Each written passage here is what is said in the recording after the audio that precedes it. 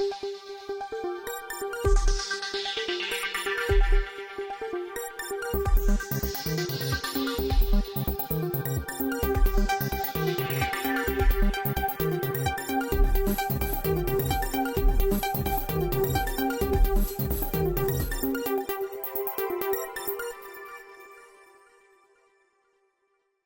प्रदेश में बिजली की समस्या को लेकर सूबे के पूर्व मुख्यमंत्री व समाजवादी पार्टी के राष्ट्रीय अध्यक्ष अखिलेश यादव ने सरकार पर तंज कसा है। अखिलेश यादव ने कहा कि इनके मंत्री क्या कह रहे, आप भी जानते हो, बिजली न आए तो घंटा बजाए मंदिर जाइए, सरकार जाएगी तब बिजली आएगी। कन्नौज में अखिलेश यादव ने क्या कहा, सुनिए। कन्नौज और कन्नौज का विकास आने वाले समय में बड़े पैमाने पर होगा। भारतीय जनता पार्टी ने 9 साल कन्नौज के विकास को पीछे धकेलने का काम किया। नाम मात्र के लिए कुछ काम किया हो तो किया हो, लेकिन जो बुनियादी काम कन्नौज का शुरू हुआ था, उन तमाम कामों को भारतीय जनता पार्टी की सरकार ने रोका है। मैं आपके माध्यम से कन्नौज के एक कन्नौज वासी को मैं भरोसा दिलाना चाहता हूं कि जहां उन्होंने मुझे चुन करके उनकी सेवा करने का मौका दिया है, आने वाले समय में समाजवादी सरकार बनकर के देश का ऐतिहासिक विकास कन्नौज में समाजवादी लोग कर करके दिखाएंगे। हम जनता के बीच में लगातार रहेंगे। हम समाजवादी लोग मिलकर के कहीं किसी के साथ अन्याय होगा तो खड़े दिखाई देंगे। इधर सरकार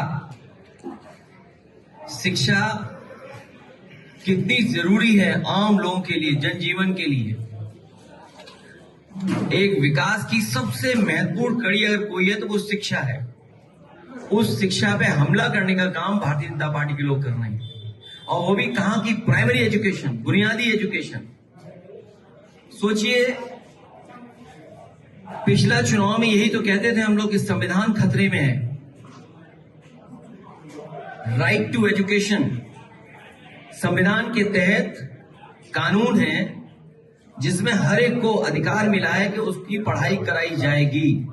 right to education, primary education. और जब ये संस्थान बंद होंगे तो सोचिए गरीब और खासकर पीड़ित परिवार के बच्चे कहां पढ़ने जाएंगे। हम अपने समाजवादी साथियों से कहेंगे कि एक गांव में टीम बनाएं।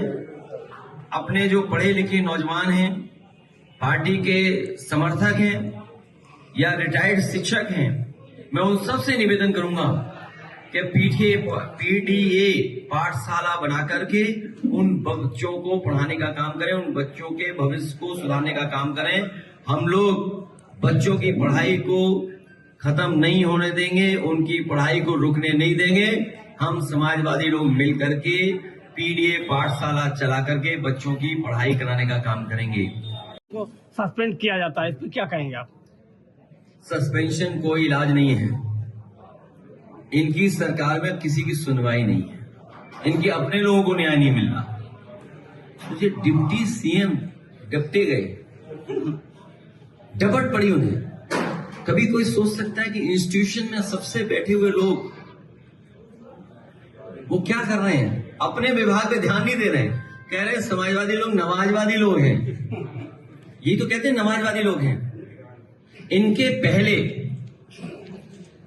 पहले जो राष्ट्रीय अध्यक्ष बने और जो पहले प्रधानमंत्री जी बने, उनका नाम पता है किसने प्रस्ताव किया था? सबसे पहले वो 5 बार के नवाजी थे, सुनने में आया। स्वर्गीय पूर्व प्रधानमंत्री अटल बिहारी वाजपेयी जी जब राष्ट्रीय अध्यक्ष बनाए गए थे, उस समय उनके नाम का प्रस्ताव रखने वाले पहले व्यक्ति 5 बार के नवाजी थे। और भारतीय जनता पार्टी का जो राष्ट्रीय सम्मेलन हुआ था मुंबई में, जिसमें भारतीय जनता पार्टी का गठन हुआ, उस गठन के आयोजन में जो पैसा खर्च हुआ वो भी एक बहुत बड़े पड़ोसी देश के जो प्रधानमंत्री बने के राष्ट्रपति बने, वो आप जानकारी कर लेना, उन्हीं के परिवार के लोगों ने सबसे ज्यादा चंदा दिया था। आप बताओ नवाजवादी कौन होगा? ये भारतीय जनता पार्टी के लिए केवल नफरत फैलाना चाहती हैं। ये नकली लोग हैं। ये नकली सरकार तो हेराफेरी करने वाली है। ये बीजेपी वालों को कैमरे से बड़ा डर लगता है, कैमरे से, सीसीटीवी से। याद कीजिए चंडीगढ़ में कैसे पकड़े गए थे वोट गड़बड़ करते हुए। और वोटर लिस्ट में हेराफेरी पहली नहीं है, पहले भी करते रहे हैं, लेकिन ये पकड़े गए। हम लोगों ने 18,000 वोट वो निकाले थे एफिडेविट के साथ, जो कभी इन्होंने डिलीट किए थे, जो वोट डाल नहीं पाए, तो खासकर उसमें समाजवादी पार्टी के पीडीए परिवार के लोग वोटर थे, उनके इन्होंने वोट डिलीट किए थे। हम लोगों ने एफिडेविट लगवा करके शिकायत की।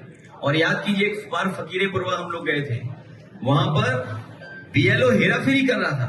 जब जानकारी दी कि वोट नहीं बन रहा है तो उस बीएलओ को सस्पेंड किया गया था। अगर आपको याद हो तो बताइए। मैं कोर्ट का धन्यवाद देता हूं और समाजवादी लोग गांव जाएंगे। अगर ये स्कूल बंद होते हैं तो पढ़ाएंगे, और समाजवादी सरकार बनेगी तो उन्हें स्कूल और अच्छे स्कूल बनाए जाएंगे। खबरें और भी है, देखते रहिए ब्यूरो मंच न्यूज। नमस्कार।